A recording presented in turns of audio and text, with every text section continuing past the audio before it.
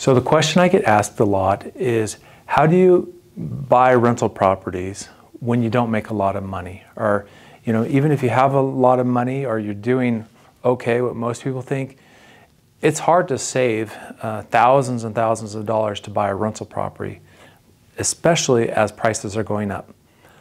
Let me show you what we do. There's a technique they call house hacking, and it starts by using the advantages of what they call owner-occupied properties.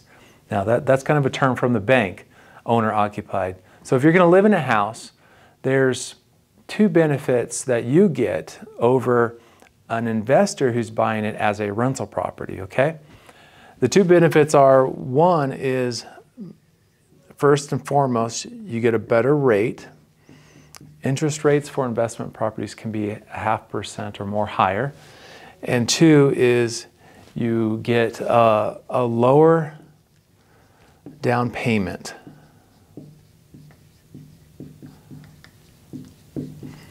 Now, this is really the key one here, lower down payment, because as you're looking to buy a rental property, as an investor, if I was an investor trying to buy a rental property, typically the minimums are 20% down. But as an owner who's looking to live in it, I can do products at 100% financing. So I can go 0 to as low as 3.5% down. And these are on FHA programs with different people may or may not qualify. But the most common one nowadays is 3.5% down. So if you're looking to buy a $300,000 home, let's give an example. This guy, the investor, is going to have to put $60,000 down. That's tough to save for, to be honest. It takes people years. But if you're going to live in it yourself, you can get into that same home for $10,500. I mean, that's almost like a six-fold difference in price for buying the same house. And so this is the idea. And I'll show you an example. So I helped a client buy a condo. And that's their first home, right? 2 years later, they upgrade to a townhome. And so this condo now becomes the rental property, and the rent was actually making them money, and they had saved for a townhome. Again, because they're moving into it and upgrading, they could get the owner advantage on pricing as well as down payment. So they only had, again, put 3.5% down on this, okay? And then what happened is that over these years, they made so much equity in these that they took some cash out of these and then used that cash for the down payment on now a home. So they moved into a house.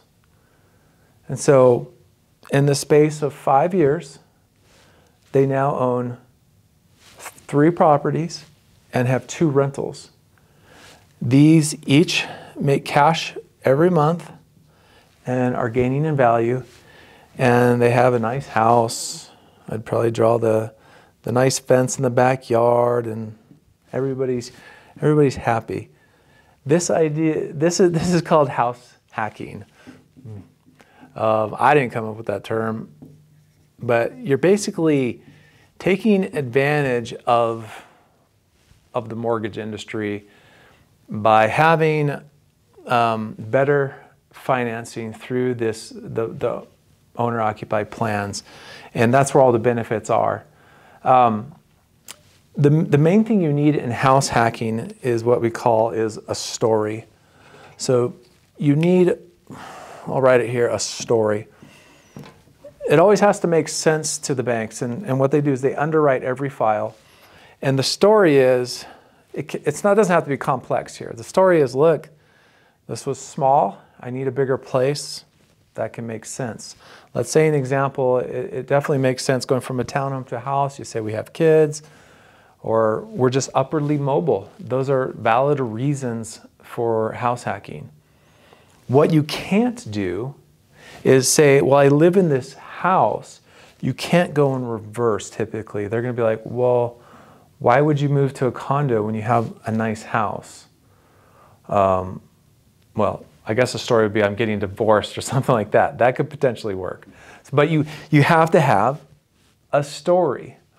So the story is best told if it's upwardly mobile. The reverse is difficult because they'll look at it as like, oh, you're just trying to trick us because you just want the lower rates for investors than we're giving to investors. So what we do here at Rice Utah Realty is help people in this process. We're not just about buying homes. We want to put you in a position to where you can start and then move upward over time and make a lot of wealth, because these places are going to make you more money in savings than you probably ever get by putting it into a 401k that you have at work. What we're showing is that home prices are doubling around every 15 years. Home prices double. So that's the price doubles. And guess what? Rents are doubling in that same amount of time because rents closely follow price. So the more it costs somebody to buy a home, the more they're going to rent it for to cover all their costs. Okay? So if you had a condo that's initially renting out at $1,000, in 15 years, that's going to be $2,000. And then in 30 years, that doubles again, so it could be $4,000. And if you bought it for, let's say, $200,000, in 15 years, it's going to be $400,000. And in 30 years, it's going to be $800,000. So, oh yeah, in 30 years, what happens? You have no mortgage. It's paid off. So assuming you didn't take any equity out to re-extend the mortgage, your mortgage could be paid for. But I think your real advantage is having that mortgage, leveraging it, so that someone else is paying for it. You're now making cash flow. And the mortgage, what we showed, it stays flat, but each year rents keep going up. So over time, you keep making more and more cash flow and more value. So this is the idea of house hacking. Finding an entry place, knowing it's not going to be your final destination, and then as soon as you can, set a budget in place so that you can upgrade, and keep that going. So you could honestly keep it going for a while, as long as you're willing to move. I find this is typically easy for people who have families early on. And if you're single and stuff, it still makes a ton of sense. I have guys who've moved from a condo now to a townhome, and they're single. And what we're doing is we're renting out the bedroom. So he's got, let's say they got a 4-bedroom townhouse, and they're renting out 3 bedrooms at $500 each. So they're making $1,500 a month, which almost pays for their entire mortgage, and they're basically living there almost free. So this is a great way. This is how you get into a market when you don't have thousands and thousands of extra dollars, but it gets you in a way, and the savings plan comes through the equity that you start building in these other places.